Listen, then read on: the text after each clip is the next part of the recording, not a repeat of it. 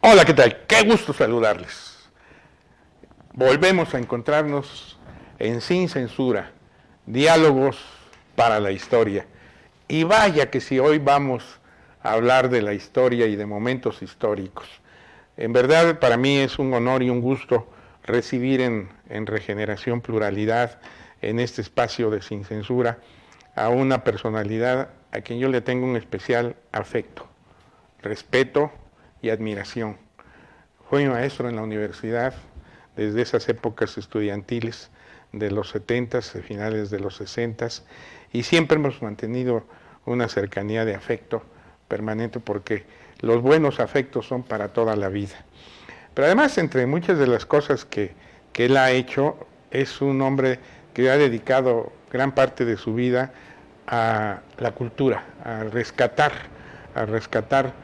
la cultura de nuestro Estado fundamentalmente, todas las cuestiones de carácter cultural, y se ha dedicado a la investigación, se ha rodeado de un grupo de colaboradores, además que también aman a Oaxaca, porque si algo puede decirse de nuestro invitado, es que ese trabajo que del cual vamos a platicar, es sin duda producto no solo de la investigación acuciosa y del talento de muchos otros, sino también de su estilo propio que tiene para redactar, para narrar, para hablar, porque ahí está su emoción, está su personalidad, entonces, y su compromiso con Oaxaca. Así que sin más preámbulos le doy la bienvenida a mi maestro queridísimo Guillermo García Manzano. Maestro, qué gusto. El gusto es para mí, Raúl, y es un honor estar aquí en este programa de pluralidad. Gracias, maestro. Hermoso. Gracias. Gracias. Y bueno, el próximo sábado a las 6 de la tarde en la Casa de la Ciudad, se presenta la cuarta edición de Oaxaca, Espacios Culturales, que ha sido un gran esfuerzo, como ya lo comenté, de investigación de talentos, de suma de talentos del maestro García Manzano, que ha encabezado, que empezó ya hace años como un proyecto radiofónico, así lo entiendo, ¿verdad? ¿Por qué no nos platica la historia de Espacios Culturales, maestro? Voy a ser sucinto en este sentido, pero mira, tómese el tiempo que resulta que trabajaba yo como asesor de Chucho Martínez Álvarez cuando era presidente municipal de la ciudad de Oaxaca. Y me habló y me dijo, oye, independientemente de lo que hagas en términos administrativos y asesores y bla, bla, bla, yo quiero que hagas algo que acerque el municipio al pueblo y el pueblo al municipio. ¿Qué puedes hacer que sea más cultural que político? Pues se me ocurren programas radiofónicos, pero muy breves, Chucho, le dije. Muy breves porque la gente no está habituada a que le hables de cultura con una gran extensión. Normalmente te pueden apagar la radio o se pueden salir de la conferencia en donde estés.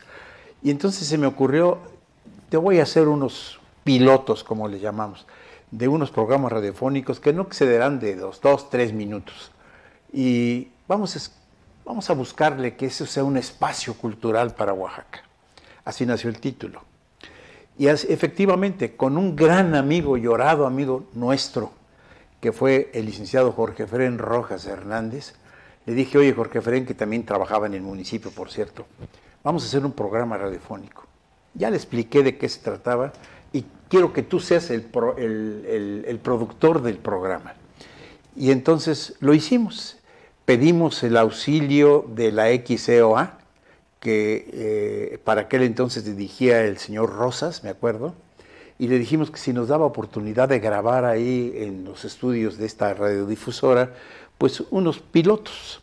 Me dijo que sí, grabamos 2 pilotos y se los mostramos posteriormente a Chucho Martínez Álvarez. Le fascinaron. Le fascinaron porque era muy accesible lo que ahí se comentaba y porque de una u otra suerte metíamos temas incidentales de música que aligeraban el programa y lo hacían más vivo, más humano, más cercano a la gente. Entonces me dijo, ¿cuántos puedes hacer? Los que tú me digas. ¿500? 500 hacemos. ¿Y qué necesitas? Pues grabar. Y entonces nos compró cintas de esas que utilizaban las grabadoras de aquel entonces y nos compró una grabadora también de carrete y empezamos ahí en la XEOA, hicimos los 60 primeros espacios culturales. con voces que invitábamos. La voz oficial de Espacios Culturales la tenía Justino Martínez Luna. Me acuerdo que con una voz muy engalonada decía: el Honorable Ayuntamiento de Oaxaca de Juárez presenta. Y pues teníamos que meter un tema incidental y se me ocurrió pensar en que tenía que ser una cosa diferente a lo que normalmente estaba en la radio en aquel entonces.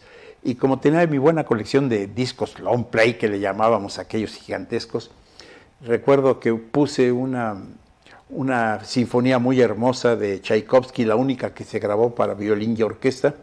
Y entonces ese era nuestro tema, la parte más rítmica de ese concierto, y quedó como tema ya para todos los programas. También estaba con nosotros un muchacho, en aquel entonces muchacho, de pues el ámbito también de la técnica, que era González Carballido.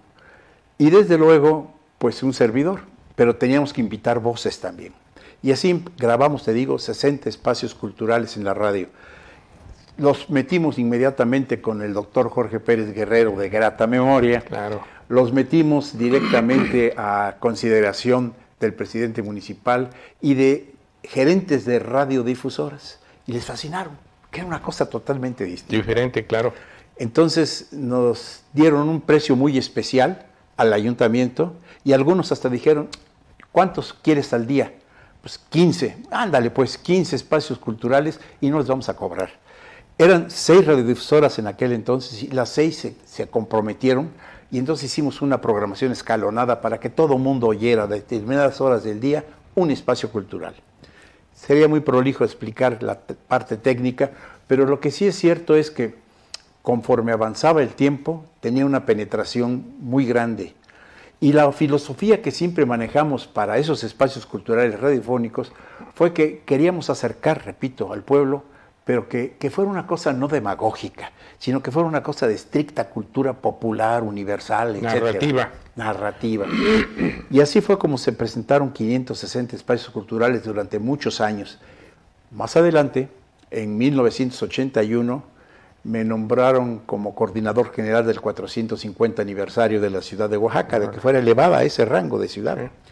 Y entonces nos comprometimos a que todos los días de los 365 que tiene un año, tendríamos una presentación cultural, la que fuera, conferencias, encuentros culturales, cine, programas de radio, editoriales, en fin.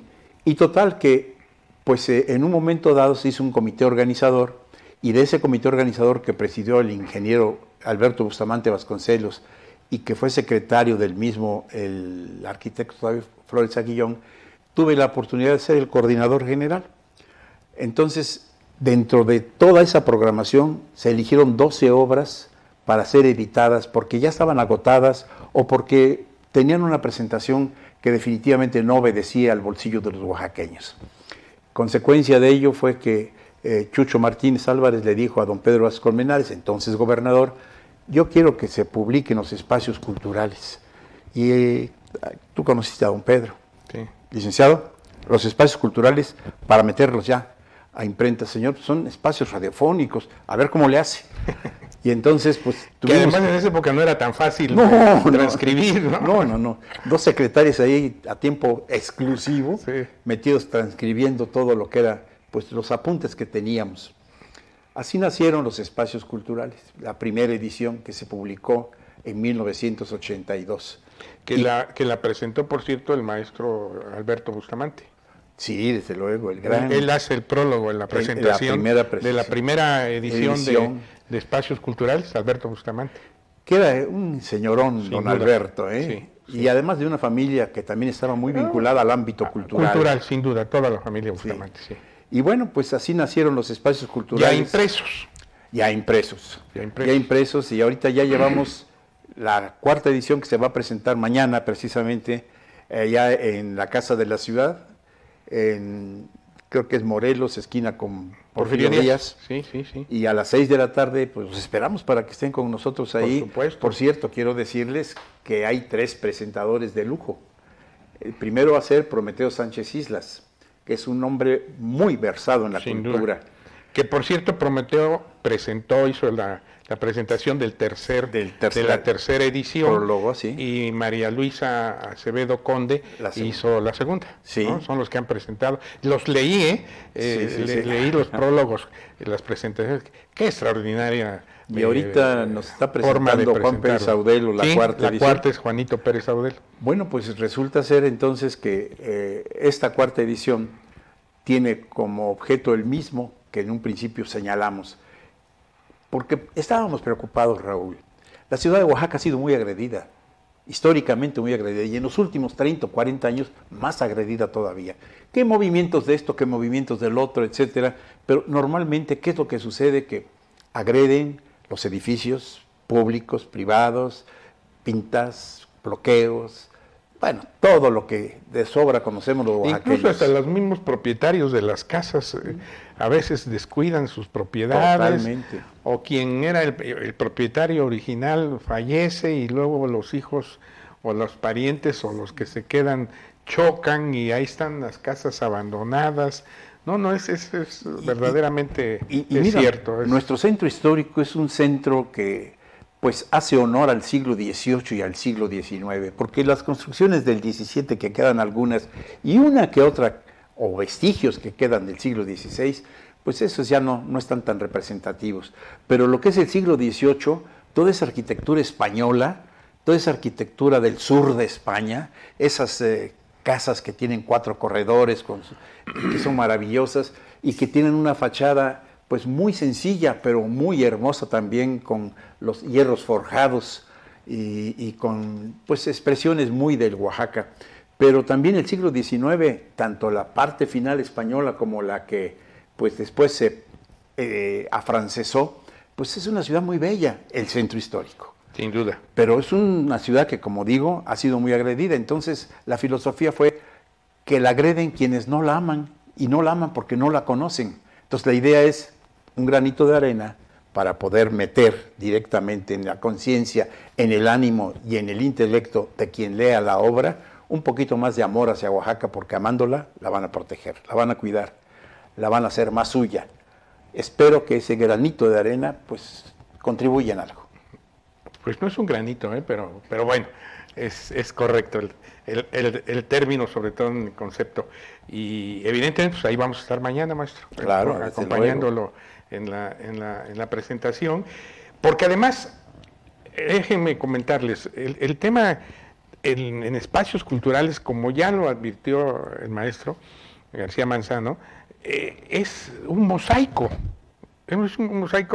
de conceptos, de historias, de vivencias, de estilos, bueno, de qué no hay en espacios culturales. Estaba yo viendo, por ejemplo, contempla instituciones principales de la ciudad, la arquitectura, los grupos étnicos, la historia de los grupos étnicos, que eso es algo muy relevante, que poco se ha estudiado, los gobernantes que ha habido en Oaxaca, sus trayectorias, sus estilos, todo narrado con un estilo muy especial, como él lo comentaba, es decir, didáctico incluso diríamos, es decir, accesible, pero al mismo tiempo muy interesante.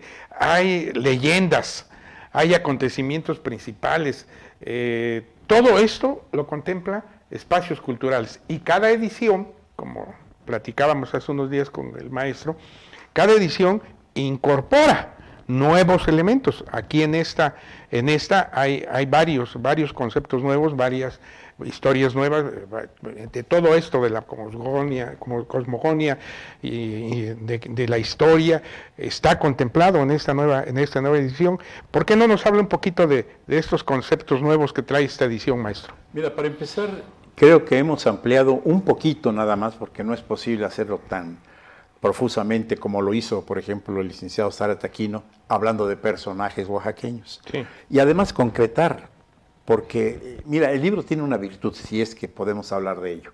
Donde lo abras hay un espacio cultural. Exacto, ese es el punto, sí. Ese es el punto. Y además un espacio cultural de media cuartilla, de una cuartilla. Que además no da trabajo leerlo. ¿No? Sí, perdón, cualquiera que vaya en el camión lo puede leer en el camión, va en el taxi, está esperando una llamada, no sé, en cualquier momento, eso es cierto. No es así como toda una historia. ¿No? Y bueno, creo que hay personajes que habíamos dejado fuera y que son más actuales que los que históricamente ya habíamos colocado. Pero aparte de eso, también hicimos, como tú bien lo llamas, una explicación un poquito más amplia para darnos una idea de los 16 grupos étnicos. Y no solamente hablamos de zapotecos, mixtecos, chinantecos, huaves, triques, zoques, amuzgos, chatinos, popolacas, de todos los 16 grupos étnicos, sino que incorporamos algo que era muy importante y que en las 3 ediciones anteriores habíamos dejado fuera: la negritud, o sea, los afrodescendientes, que están esparcidos en distintas zonas del estado, pero que son muy importantes para nuestra cultura popular. En la parte de la costa, ¿no? Por la costa, el istmo y desde luego la cañada también. Sí, también hay, sí. Pero independientemente de eso, explicamos cómo se llaman en sus lenguas ellos a sí mismos, porque nosotros los conocemos como zapotecos o como mixtecos, pero cómo se autodenominan, y es importante para hacer sus raíces. Ahora, por otro lado, también hablamos de fiestas y tradiciones, y en ello hemos incorporado también nuevas fiestas y nuevas tradiciones, y que también habíamos dejado fuera cuentos y leyendas. Por ejemplo, no habíamos hablado de la Matlacíhuatl, que ha sido tratada muy profusamente por algunos autores, pero que es muy interesante. Y bueno, creo que hay un capítulo muy especial, que le dedicamos mucho amor, que le dijimos como título Narrativas, porque es de todo. Ahí sí metimos de distintos temas. Y en esas narrativas, pues lógicamente que va desde cómo se cayó un perro en los altos del Teatro Alcalá, en una función operística, con Ana Navarrete como soprano y con David Silva padre como tenor, y cómo metieron un perro por allá a Paraíso, como le llamábamos, Paraíso, pero Gallola. Gallola, el perro se vino para abajo y le cayó a un culto abogado en la cabeza. No digo la expresión que tuvo, pero la disimulamos con un chintetes que todo el mundo le aplaudió. Oiga, eso que estoy diciendo, eso es cierto. Trae narrativas, por ejemplo, de los portales de Oaxaca, de las esquinas de Oaxaca. ¿Sí? Y luego hay un dato que estuve leyendo, ahora que he estado leyendo la obra, que me hizo el favor de compartirme. Gracias. Sobre un hecho que yo ya había perdido en la memoria, que ocurrió en 1970, y que marcó mucho a Oaxaca y en particular a nuestro grupo de amigos, que fue el eclipse de Miahuatlán, cuando se pone el sol, creo que se llama el espacio, y que narra precisamente ese eclipse. Fue en 70. En 1970, el 7 de marzo del 70. ¿No? Y lo recuerdo mucho porque vinieron gentes de todo el mundo. Y hubo unos compañeros nuestros que se fueron a Miahuatlán, conocieron unas chicas de otro país, y en aquella época empezaba ya a circular la marihuana, y uno de ellos hasta medio se perdió un tiempo producto de ir ahí al eclipse. Me estaba yo acordando de ese hecho, que de veras, bueno, son cosas, detalles, ¿no? No, y que fue el primer eclipse que se transmitió por televisión en México. Sí. Y mira, fue en el Cerro del Metate, donde se tuvo que hacer pues una obra pequeñita para que de la carretera pudieran entrar a la cima del cerro, y que pues ahí estaban los grandes telescopios, la televisión, y desde luego algunos elegidos, porque pues la gente se... Pero a los alrededores estaba aquello... Bien. No, miles de gente, de verdad. Sí. Esa creo que fue una de las épocas, bueno, los momentos en que Oaxaca trascendió a todo el mundo, ¿no? Y fíjate que hubo una cosa muy bonita. El Cerro del Metate, en su parte más alta, es pequeña. Entonces, si tú te ibas rumbo, digamos, hacia la costa, que era por donde venía la sombra del sol, y veías cómo corría esa sombra en todas las montañas, y luego te ibas al otro lado y veías cómo estaba naciendo nuevamente el sol, la iluminación, y veías cómo los animales se quedaban dormidos cuando había sombra y cómo resucitaban, por llamarle de alguna manera. Fue un espectáculo formidable, formidable. Y hay una anécdota que no me atreví a contar para que no se tomara mal. Pero entonces recuerdo que unos muchachos de Miahuatlán, muy inocentones, fueron a ver al gobernador y le dijeron: oiga, es que nos fue muy bien con el eclipse solar, queremos que se repita cada año porque son muy buenos ingresos, ¿no? Sí. Mira, y son anécdotas también. No. Ahora, por ejemplo, perdón que lo interrumpa, pero es que de veras, yo se los digo, No hay pierde en espacios culturales, no se pierde una hoja, cada hoja de espacios culturales trae algo que es para recordar, para vivir, para imaginar, para sentir, para, no sé, por ejemplo, personajes, estaba yo viendo personajes, bueno, todos los personajes, pero vi, por ejemplo, la narrativa sobre el maestro Alberto Canseco Ruiz. Sí. ¿No? Gran rector de la universidad. Rector de la universidad, él, en su rectorado se funda Radio Universidad. Así es. Fue un gran rector, pero antes de eso, antes de ser rector, a nosotros nos daba clase de historia. Sí. Y él daba clase de historia cuando entramos al primero de secundaria. Y era un gran maestro, tenía una capacidad, luego es rector, en 64 ya es rector, cuando se funda, decía yo, Radio Universidad, y convivía con los muchachos.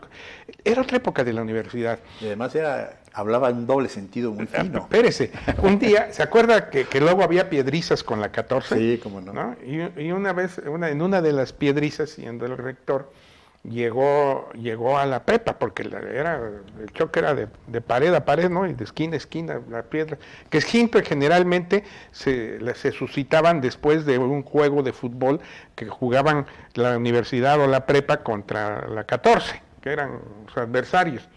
Y entonces estaba la piedriza, y entonces llegó el rector y llamó tenía una gran autoridad moral. Sí. Entonces dijo, a ver muchachos, espérense, voy a llamar al director de esa escuela para que ya esto se calme. En aquella época pues, solamente había teléfonos de esos de fijos, ¿no? Ni qué pensar que hubiera haber celulares o eso, todo lo que es ahora la moderna. Entonces sí, marcó, ahí con clemencia en la dirección de la prepa, que era la secretaria, le pidió el teléfono, marcó, habló con el director y entonces acordaron y entonces ya salió y nos dijo, a ver, salió a la parte de afuera ahí del bulevar ahí, y nos dijo, a ver, ya paren la piedriza, ya quedamos que de aquel lado también van a parar de aventar piedras. Ustedes ya paren, tranquilos. Y todos ya nos tranquilizamos, porque todos, aunque sean piedritas chiquitas, pero aventábamos. Y empieza a caminar y dice, ya nos vamos a encontrar aquí en la esquina. Y entonces empieza a caminar y sí salió el otro director, ya también venía caminando, pero de repente viene un piedrazo y bolas le pega en una pierna al rector, man. Bueno, fuiste muy amable en decir en una pierna, ¿eh? Bueno, le pegó en una pierna y se regresa y nos dice, esos, rompanles la madre. Y siguió. Perdón que lo diga, pero así fue, pues, era formidable el maestro Canseco, grandes anécdotas con él. Además deportista de corazón. Deportista, fue precandidato a gobernador, sí, porque claro, él estuvo muy metido en la sucesión de Brena Torres. Así es. Era presidente municipal. Y además muy buen presidente municipal también. Sí, muy buen presidente. Yo me acuerdo de una anécdota, si me permite, claro. Esa es una buena anécdota. Hasta puede ser para un espacio cultural. Nosotros, el director de la prepa era el maestro Fernando Gómez Sandoval, sí, en el 68, y llegaba siempre en su carrito, no sé, tenía un Fiatcito azul, sí, de esos que tenían aquí el R5. Ajá, que tenían las direcciones, no, perdón, las velocidades, sí, acá. No, pero él era alto y delgado, ¿no? Y el carrito era chiquito, entonces siempre venía así con su... Llegaba, lo paraba en la puerta de la prepa, se bajaba, sacaba su saco, se ponía su saco, y luego sacaba de su saco sus Raleigh extra largos, ajá, prendía su cigarro y empezaba a caminar los escaloncitos de la prepa hasta el reloj checador, porque aún siendo director, él checaba, ¿no? Y entonces, yo que ya andaba en la media polaca estudiantil, me gustaba ir a platicar con él, y yo lo esperaba en el reloj, y ya entraba el maestro, ¿no? Y un día estaba ya en boga el tema de la sucesión de Brena Torres, ¿no? Y entonces me acerqué y le dije, oiga maestro, ¿quién cree que vaya a ser el candidato y el próximo gobernador? Pues en aquella época, el que era candidato del PRI, pues ya era prácticamente gobernador. Y entonces me acuerdo que el maestro Gómez, mira flaco, me decía, porque me decía flaco, mira flaco, si no es mi gran amigo Norberto Aguirre Palancares, entonces lo es mi compadre, Raúl Bolaños Cacho. Y si no es ninguno de los dos, es mi hermano, el Zorro Canseco, Alberto Canseco. Ahí está, no te hagas bolas, ahí está. Cualquiera de los tres. Ah, maestro, está bien, y ya. Eso fue en la mañana. En la tarde empieza a circular en el radio el nombre de Víctor Bravo Aguja, sí. Un ilustre desconocido, claro, perdón, para los oaxaqueños, aunque era un oaxaqueño que se sólidamente, creo que en el Tecnológico de Monterrey, era rector del Tecnológico, y luego era subsecretario de Educación Superior, que entiendo, sí, en el gobierno de Díaz Ordaz, sin duda un hombre reconocido en su ámbito, pero totalmente desconocido en Oaxaca, ¿no? Y empezó a circular, y ya se confirmó que era Bravo Aguja, ¿no? Al día siguiente me voy a esperar al maestro, vamos allá al checador, y llega igualito así, ¿no? Bajó, se puso el saco, prendió su extra largo, y ya venía caminando, y entonces me ve en el checador, y me dice, flaco, te lo dije, Bravo Aguja. Qué historias, ¿no? Bueno, ¿y tú sabes por qué era ingeniero, o de qué era ingeniero Bravo Aguja? No. Todo el mundo pensaba que era ingeniero civil. No, era ingeniero aeronáutico. Fíjese. Y era un señorón. Sí. Pero era, bueno, con todo respeto, era un Ciro Peraloca, man.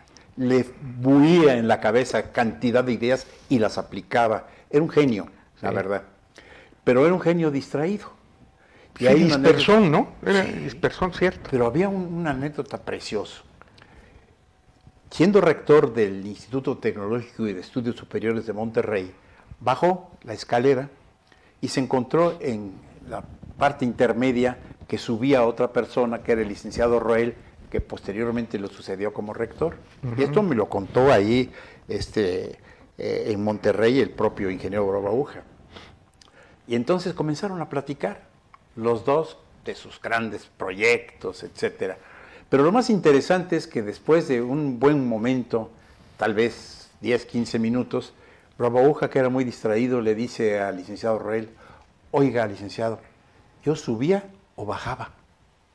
Se queda el otro mirando y le dice, ¿pero por qué me lo pregunta? Dice, pues porque mire, si bajaba es que voy a comer, y si subía es que ya comí. Eran anécdotas increíbles. Buen tipo, el ingeniero Bravo Aguja. Bueno, con él, ya no, él se va en el 70, en diciembre, al gabinete del presidente Echeverría, y se queda como gobernador interino el maestro Gómez Sandoval, ¿no? Y con él en el 71 nos toca pues todo el proceso de negociación de la autonomía de la universidad. Pues tú fuiste el alma de eso, man. Participamos con muchos otros compañeros que formaban parte de la Federación Estudiantil, que se les recuerda con mucho afecto. Entre ellos Efrén fue parte de esa Federación Estudiantil. Carlos Cartas era el secretario general, estudiaba Derecho. Gilberto Silva Valencia era el líder del Sobuca, de la Escuela de Comercio. Jaimito Canseco de la Escuela Preparatoria. Gloria Contreras en Enfermería, que ya también partió. Enrique Guzmán Calafel era el líder de Arquitectura, Amado Chiñas de Leyes, pero fue un hecho donde todo, a Rafael Aragón Curi de Medicina, Rafa, que también ya partió, y Rolando Calderón integraba la Federación, Nicefo Urbieta el de Cultura, pero hubo una gran unidad estudiantil para alcanzar ello.